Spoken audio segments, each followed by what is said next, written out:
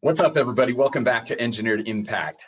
Man, it has been over 3 months since I recorded an episode, and I know you've all just been waiting with bated breath. So I apologize. Gosh, there's so much that's happened in the last 3 months. We had one of the craziest elections I've ever seen, crazier than I ever could have imagined. Just absolute chaos and stupidity in the political scene. We had the storming of the Capitol. We've got a new president. And Washington confirming every stereotype and everything I think about politicians. The COVID pandemic is still a thing. A lot has happened. And on top of that, there's been some really good things. We had Christmas, we had New Year's. I've had some big changes in my life, but it's been good overall.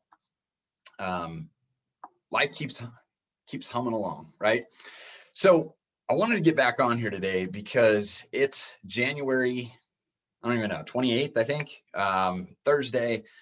Wall Street has seen some crazy action this week. And I wanted to get on here and just kind of talk about what's going on and what it means for your money. So I don't really know when all this started, but this week, there's been some crazy action in some stocks that have kind of been left for dead.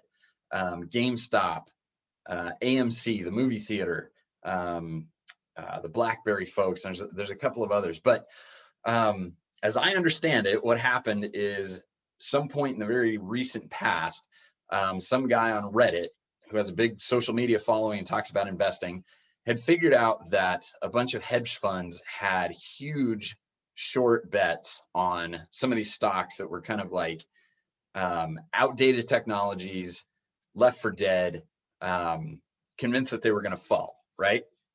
So very quickly, if you don't know what a short is, a short position is.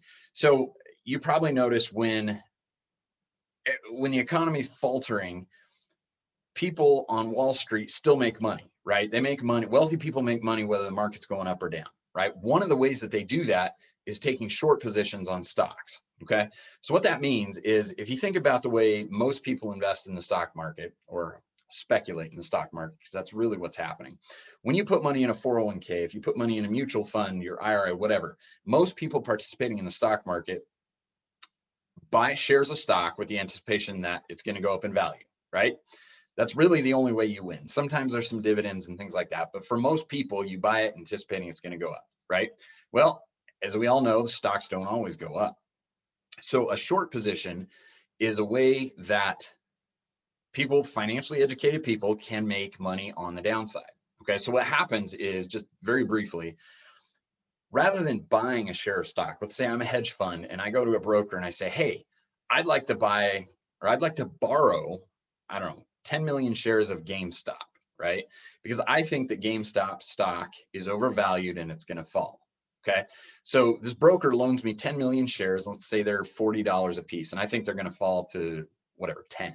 Okay, so the broker loans me the shares. I immediately go sell them and cash in. So $10 million times 40 is what? $400 million. Okay, so I have $400 million in cash, but I owe the broker 10 million shares of stock. Okay, so what I do, my anticipation is I get this loan of shares for some period of time, and my hope is that during that period of time, those shares will fall to $10. Okay, but if they fall at all, I've got 400 million bucks sitting here. I'm going to go buy those shares for less than I paid them for. So let's say they fall to $10. Okay, so now it only costs me $100 million to buy back 10 million shares. Okay, so I go buy these cheap shares for $100 million. I give the 10 million shares back to the broker. I'm good with him, right? I don't owe him anything. I've still got 300 million bucks in the bank. So I win, right? I won huge on winning this bet that the shares were going to fall.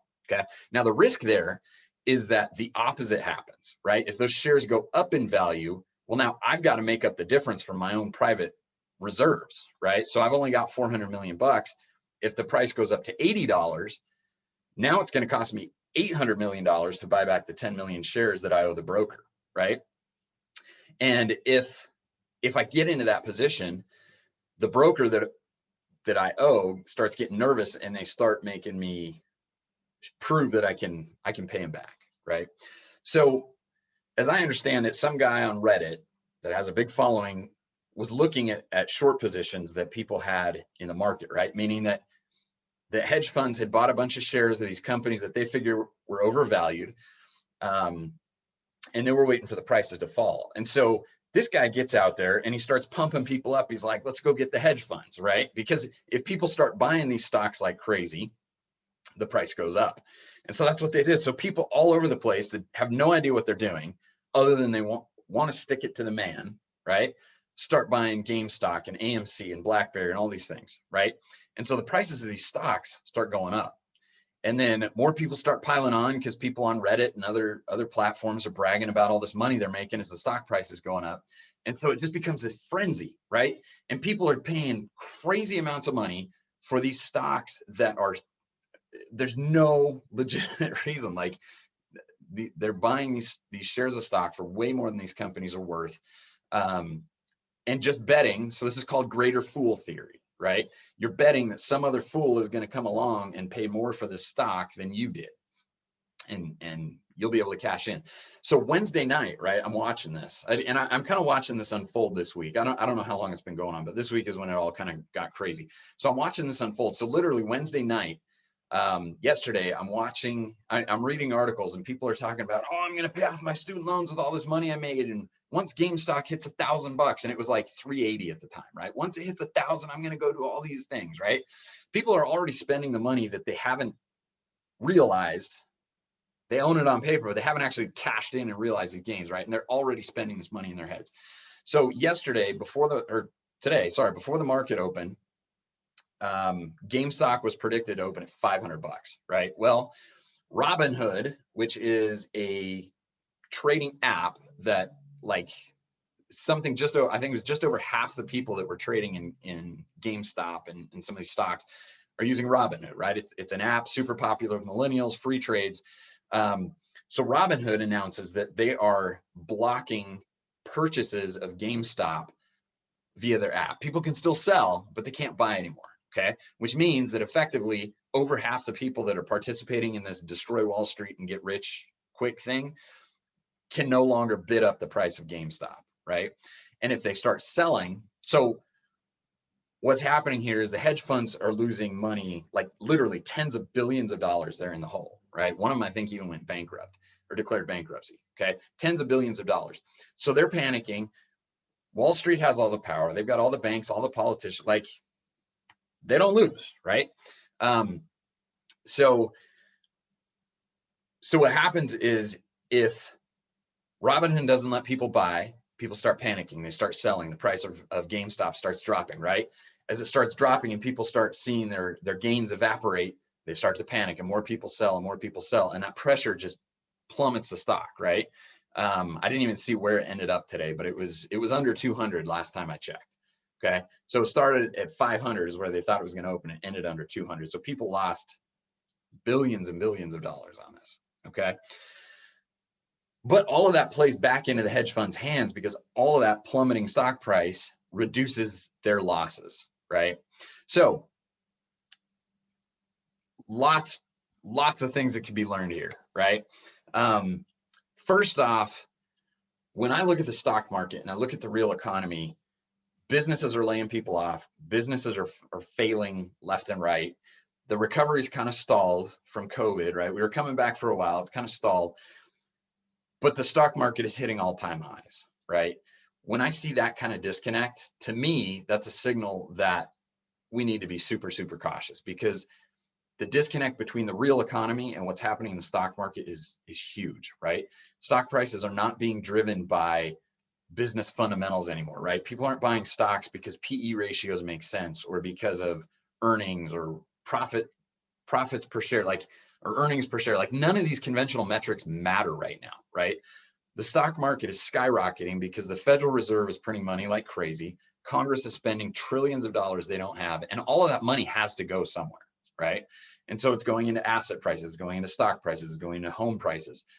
It's going into bonds. Like all of these things are ballooning in price because of just all this funny money that's getting dumped on the economy, right? So a couple things I wanted to point out here. One, you know, this, to some people, apparently this was like a moral crusade, right? We're going to go spend tons of money buying stocks or shares of a company that don't make sense, shares of companies that don't make sense. Like, there's no fundamental reason that prices should be going up other than we're trying to stick it to the man, right? And maybe they did to some degree, but what a Pyrrhic victory, right? Like, it's so self-destructive. Like, how many people lost tons and tons and tons of money trying to stick it to the man, right? And here's the news flash for these folks, right? The man's not going anywhere. The man runs the world, right? They may have lost billions of dollars, but Wall Street doesn't lose. They get bailed out. They go crying to Congress and they get bailed out. They've got the Federal Reserve in their back pocket. They are the Federal Reserve, right? They don't lose. And they don't care what you lose to make sure that they win, okay? So I'm never going to tell you what to do with your money, but here's the thing to consider. Okay, first off, don't do that, right? I'm going to go back to my swimming pool analogy, right? You're standing in front of a freezing cold swimming pool and you jump in with the idea that I'm going to warm up the pool with my body heat, right? You will freeze to death before you ever raise the temperature of the pool. Okay, that's what's happening here. Like, these people are falling on their swords and losing tons of their own money trying to stick it to the man when the man can't lose. Okay. Don't be that guy. Okay. That's the first lesson. The second lesson is this. So I'm never going to tell you how to invest your money, right? But here's some things to consider. Okay. One, if your life savings is in the stock market, if your life savings is in the bond market, these paper markets where volatility is increasing, where the disconnects between the real world and the market worlds are just growing further and further apart, where there's no rational reason for the things that we're seeing, take note, take inventory of that, and ask yourself, like, when you step back, how comfortable are you really that you're going to be able to have the retirement that you want, that you're ever going to be financially independent? If those are your goals, is the way you're investing supporting that, right? How confident are you that the money in your 401k, the money in your IRA, the money you've got, however it's invested in these paper markets, how confident are you that you're going to get the results that you want? Okay. Think about how much control do you have over what's happening there? How much risk are you taking, right? What are the taxes you're going to be paying when this is over? Like, when you're actually cashing in and you're taking money out, what is the effect of the taxes going to be? What's the effect of inflation going to be on you? Okay. You got to be thinking about these things. You got to be doing math, because burying your head in the sand isn't going to make those concerns go away. So if you're uncomfortable with those concerns, you don't have to invest that way. That's not the only way to invest. It's just the only way Wall Street teaches us to invest, because it's to their advantage, right? When you sit down and you get into the nitty-gritty of how an IRA or a 401k works, it's designed to make Wall Street rich. It's designed to make your employer rich. It's designed to make the government rich. If there's anything left over for you, it's a happy accident. There's no design that says you get anything when it's left over, right? Or when all is said and done. So think about that, right? Now, if you're comfortable with those things, awesome, full speed ahead, right? But if you're not, recognize that that's not the only way you can put your money to work. It's just the only way Wall Street wants you to think that you can put your money to work. And so that's what all the advice is about. That's what all the news is about. That's what they're constantly bombarding you with, right? But there are other ways to do it. There are much, much safer ways to put your money to work, to get better returns, more consistent returns. But it requires more of you, right? It requires you standing up and saying, I am going to take responsibility for my future, right? For my results. I'm not just going to let somebody take money out of my paycheck, dump it into some other account, and hope that the people watching that have my best interest at heart. Okay. Hope is not a financial plan. I'm sorry. It's not. Okay. So again, if you've done your homework, you're comfortable with those risks, you understand what you're doing, awesome. Full speed ahead. If you don't, there are alternatives, but you have to rise up. You have to take responsibility. You have to get the financial education and do the work to get those results. Okay. So if that's you, I've talked about this before. I'm going to encourage you to go check out what we're doing in Cashflow Tactics. All right. I'd encourage you to go take the free 5-day challenge that we have. There's no obligation. There's no credit card required. You sign up. It's 5 days. It's about 30 minutes a day. And I can almost guarantee that you will learn more in those 5 days than most people will ever spend the time to learn in their entire lifetime. Okay. You'll learn why do so many people feel like they're not going to get the results that they want from, even when they're doing everything right? Even when they're following all the traditional advice and doing what they're supposed to do, they're following the rules. Why do so many people feel like they're not getting the results that they want? That was me, right? You're going to learn about kind of the core things you need to look at to understand whether an investment is going to get you those results and how to get them quickly. And you're going to learn some tools, you're going to learn some mindset things about how to become financially free much faster than you probably think is possible. Okay. So again, if you're not worried about what you're doing, go back to work, right? But if you're not comfortable, then I'd highly encourage you to check out this challenge. Spend the time, get educated, and learn about some of the alternatives that are out there that can get you much, much better results, much, much faster than you think you are, with much less risk. Okay. So that's what I've got for you today. Hopefully this is helpful. I'll drop a link to the challenge if you want to check it out. Again, no obligation, no credit card, no nothing, right? It's a pure opportunity to learn. At the end of it, there are opportunities. If you want to keep learning, there are definitely opportunities to continue to work with us. But at a minimum, do yourself a favor, check out the challenge and learn some things that will help you be smarter. No matter how you choose to proceed, they'll help you be smarter and make better decisions. All right. So now it's 2021. I'm hoping to be a little bit better about this with the holidays and everything. I got pretty lazy with podcasting, but hoping to be back much more consistently. And I will catch you on the next episode.